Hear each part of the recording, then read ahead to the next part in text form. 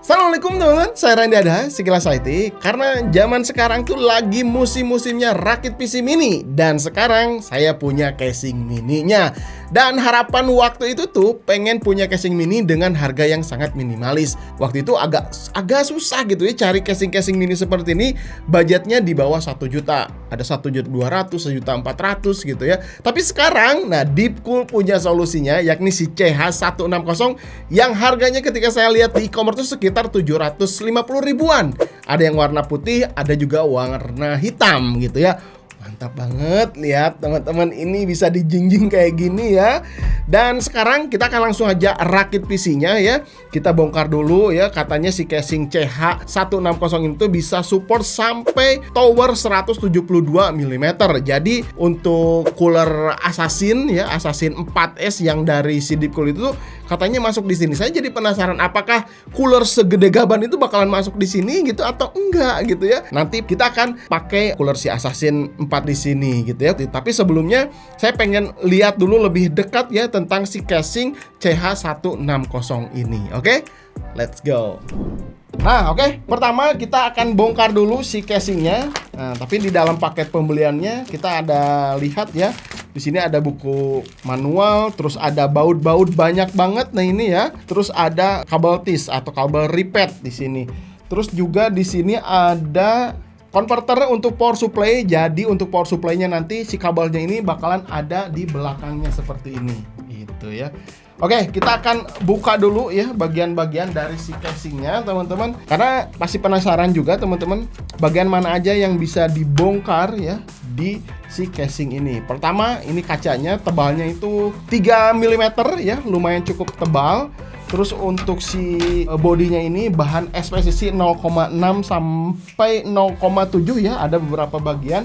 Dan di bagian depan, belakang, atas, sampingnya ini tuh adalah mesh. Ini cukup baik banget ya untuk ngebantu airflow kalau kita mau rakit PC high end. Misalkan pakai prosesor mid to high ya, Core i7, Ryzen 7 gitu kan, Core i9 atau Ryzen 9-nya, pastinya untuk airflow, untuk casing-casing mini seperti ini butuh mesh yang cukup banyak ya, supaya bisa lebih banyak mengeluarkan panas dan intake untuk udara segarnya lebih banyak masuk. Oke, kita coba lagi buka di bagian belakangnya.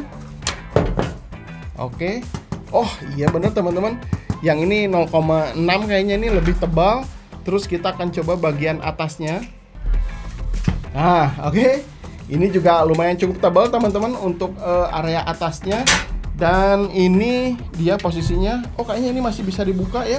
Nah untuk bagian depannya ternyata teman-teman ini masih bisa dilepas. Untuk support GPU-nya ini bisa sampai GPU 3 fan. Tapi kita harus pakai power supply yang tipenya SFX atau yang lebih kecil. Karena untuk casing ini bisa support 2 power supply. Yang pertama ATX, juga yang besar yang standar biasa kita pakai juga bisa, atau juga bisa yang lebih kecil SFX di sini. Nah, kebetulan di sini saya akan coba pakai power supply SFX. Cuman kalau misalkan sempat nanti saya akan pasangkan GPU yang 3 fan ya. Tapi kalau nggak sempat kita pasangnya GPU yang 2 fan, karena GPU yang 3 fan ini masih dalam perjalanan ya. Tapi saya udah syuting supaya videonya bisa lebih cepat publishnya gitu. Oke, ini keseluruhannya teman-teman. Nah, bodinya menurut saya sih cukup kokoh ya untuk ukuran kelas mini ITX. Wah, mantap banget ya. Sekarang kita akan coba rakit PC langsung menggunakan motherboard ITX dan beberapa komponen lain. Oke, let's go. Nah, ini dia komponen-komponen yang saya pakai di sini. Ya, walaupun ini bukan generasi terbaru ya, karena kebetulan aja saya punyanya motherboard mini ITX-nya. Ini dia MSI MPG B560i Gaming Edge Wi-Fi. Jadi ini tuh saya pakai untuk Intel generasi ke-11. Prosesornya pakai Core i5 11600K gitu ya. Ya lumayan lah ya, ini lumayan cukup panas juga ya, karena Gen 11 seri K ini nantinya bisa di overclock. Jadi kita juga bisa tes airflow si casingnya. Terus untuk GPU-nya saya pakai RTX 4060 dual fan ya, karena belum datang yang 3 fan-nya. Untuk power supply-nya di sini saya pakai yang ukuran SFX ya. Ini 850 watt dari FSP Dagger Pro ya. Ini udah PCIe 5.0. Dan untuk coolernya sesuai janji saya tadi di awal, saya mau pakai dari Deepcool Assassin 4S. Ini kan towernya segede gaban. Apakah muat di sini? Kita akan pasang sekarang. Oke? Let's go. Oke, sekarang kita akan mulai pasang dari prosesornya, teman-teman. Kalian nggak usah takut khawatir karena pemasangan prosesor ini kalau misalkan kebalik dia nggak akan masuk gitu ya. Terus kita instalkan untuk memori RAM-nya, teman-teman di sini. Karena ini masih menggunakan memori RAM DDR4, jadi saya pakai XPG Spectric D35 ya, warna hitam. Setelah itu kita simpan dulu untuk si motherboardnya. Kita siapkan dulu si coolernya, karena untuk pemasangannya kita harus di luar ya teman-teman. Kalau misalkan kita pasangnya di dalam casing agak kesulitan juga, karena posisinya dalam casing tuh nggak terlalu leluasa ya. Kita akan coba pasangkan dulu mounting bracketnya. Ini untuk Intel LGA 1151.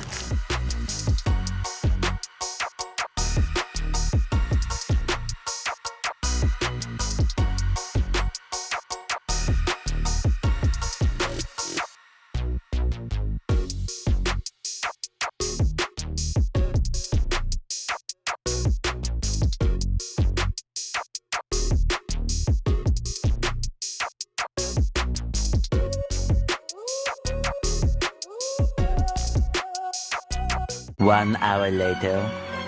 Alhamdulillah teman-teman, akhirnya rakitan PC mini menggunakan casing Deepcool CH160 udah selesai. Gampang-gampang sulit, tapi enggak sih, gampang lah ya kalau misalkan kalian udah biasa ngerakit. Tinggal ngebiasain aja cara instalasi si kabelnya. Dan kebetulan di sini saya tambahkan 3 fan ya teman-teman. Nah ini 3 fan RGB belum saya setting ya, karena ini udah rakit PC, saya langsung error aja seperti ini. Dan pengalaman saya ketika ngerakit PC di CH160 sebetulnya cukup mudah dan cepat juga. Mungkin kurang lebih setengah jam lah ya, karena tadi lama tuh di instalasi kabelnya ya, kabel manajemen, karena saya kan tambah 3 fan ya.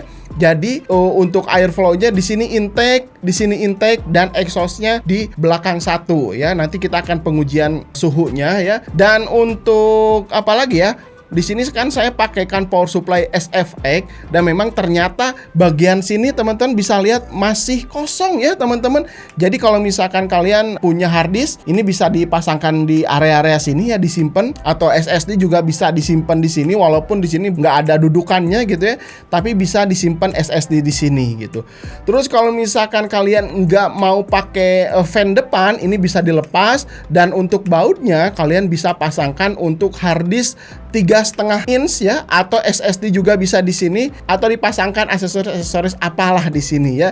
Tapi kebetulan saya pengen pasang fan ya untuk intake, jadi kelihatan di sini fan-nya. Dan kebetulan warna fan-nya juga hitam teman-teman. Saya nggak punya fan warna putih, jadi ya nggak full putih akhirnya gitu. Tapi ya overall untuk rakitan PC mini seperti ini ya, menurut saya sih ini cukup elegan, cukup mudah lah ya untuk instalasinya. Pasang motherboard nggak sulit, pasang kabel CPU juga nggak sulit karena atasnya ini bisa dilepas ya. Tuh pasang memori RAM di sini juga bisa cabut pasang ya, walaupun si motherboard udah nempel. Terus untuk kabel 24 pin dari power supply juga mudah banget ya masang di sini. Maksudnya nggak sempit banget tangan, walaupun tangan saya agak besar tetap masih bisa. Terus untuk pemasangan GPU, nah ya, untuk pemasangan GPU di sini tuh masih bisa pakai GPU yang 3 fan ternyata. Karena ketika saya pakai GPU yang 2 fan, kalian bisa lihat di situ masih lega gitu ya. Dan pastinya teman-teman memang bener di sini ya, support sampai tower 172 mm. Karena si Assassin Deepcool 4S ini panjangnya tuh 164 mm, dan di sini nggak mengganjal. Nah, tempered glass-nya di sini masih bisa terinstalasi dengan baik gitu ya. Terus apa lagi ya? Ya pokoknya instalasinya nggak repot lah ya. Kalau misalnya kalian biasa rakit PC, pasti bisa dengan cepat lah rakit PC di casing sekecil ini. Dan enaknya bisa di tank-tank. Wih, mantap banget ya. Jadi berat ya, asalnya kan 3 kilo, ini mungkin jadi 6 kiloan lah ya. Terus minusnya karena di sini rakit PC-nya cepat ya. Saya untuk instalasi kabel manajemen agak sedikit acak-acakan ya. Tapi kalian bisa lihat di sini ya, ini bisa tertutup dengan sempurna ya, tidak ada yang mengganjal-ganjal. Walaupun di sini saya pakai fan tambahan yang RGB banyak fan-nya, di sini bisa diatur gitu. Oke, mantap ya teman-teman. Sekarang kita akan tes gimana airflow si casing CH160 ini. Gimana menurut kalian rakitan PC-nya? Mantap kan? Yaudah, kita langsung saja gas ke pengujiannya. Let's go. Untuk pengujian airflow, saya bandingkan ketika menambahkan 3 kali fan 120 mm dan non-fan tambahannya. Oke, hasil di pengujian game memang di sini terlihat sangat signifikan sekali ya di suhu CPU. Bisa berbeda 4-8 derajat Celcius. Kalau untuk GPU, suhunya berbeda sekitar antara 2-3 derajat Celcius aja. Tipis ya. Kalian bisa perhatikan detailnya di kiri layar. Lanjut untuk pengujian rendernya, saya tes BMW 27, suhu maksimum ketika non-fan tambahan bisa menyentuh 92 derajat Celcius. Untuk prosesor, ketika pakai fan tambahan menjadi lebih adem, 81 derajat Celcius. Sangat terlihat jelas kalau usage CPU diperas sampai 100%, perbedaannya bisa sejauh ini. Lanjut untuk benchmarknya, di sini saya tes 3D Mark Fire Strike ya. Kalian bisa perhatikan di layar ketika pakai 3 fan tambahan jauh lebih adem, terutama untuk suhu prosesor. Kalau untuk GPU ya selisih sedikit aja seperti pengujian sebelumnya. Nah, kalau untuk urusan GPU intake dari bawah untungnya mesh ya, jadi airflow tuh sangat baik apalagi untuk mendinginkan area GPU. Jadi ya memang benar kalau misalkan kita mau pakai GPU yang 3 fan, GPU kelas mid atau high end, karena area-area di sini sangat baik untuk mendinginkan GPU. Nah, teman-teman, gimana setelah tadi melihat pengujiannya? Akhirnya menurut saya sih kesimpulan saya pribadi ya, untuk airflow-nya cukup bagus. Asalkan kalian bisa tambahkan minimal 2 fan ya untuk intake tambahan dan untuk exhaust-nya. Kalau hanya mengandalkan fan dari tower, kayaknya kurang maksimal gitu. Karena kita juga harus memaksimalkan ya space-space yang ada di dalam casing si Deepcool CH160 ini. Bisa dipasangkan fan, di atas juga masih bisa, di depan bisa, di belakang juga bisa. Jadi kalian harus maksimalkan. Jadi saran saya sih harus pasangkan fan tambahan untuk bisa mendapatkan airflow yang maksimal ya. Oke, kalau untuk minusnya sih apa ya? Paling ya untuk kabel manajemen aja. Memang di sini agak sedikit sempit ya untuk area belakang, tapi si kabelnya ini bisa dimasukkan ke area sebelah sini. Jadi untuk kabel-kabel manajemen nantinya bisa diarahkan ke sini supaya di area belakang ini si kopernya bisa nutup. Udah sih selebihnya. Oke, terus untuk harganya 760 ribuan ya untuk casing mini seperti ini. Kayaknya belum ada saingan yang cukup kompetitif lah ya di harga 700 ribuan. Terakhir tahun lalu saya rakit PC menggunakan casing seperti ini, harganya masih di 900 sampai 1 jutaan ya untuk casing mini seperti ini. Jadi ya untuk harga cukup lah ya. Build quality juga solid gitu ya, nggak ada yang kopong ya. Walaupun di sini banyak meshnya bolong-bolong, tapi tetap ya si SPCC-nya di sini tuh kerasa lebih solid, lebih kokoh gitu ya, nggak kopong gitu. Oke, gitu aja teman-teman. Gimana menurut kalian tentang si casing 750 ribuan ya, casing mini seperti ini? Apakah worth it atau tidak? Coba komentar di bawah. Sampai ketemu di video berikutnya. Saya Randy Adha, sekilas IT. Assalamualaikum warahmatullahi wabarakatuh. Salam teknologi.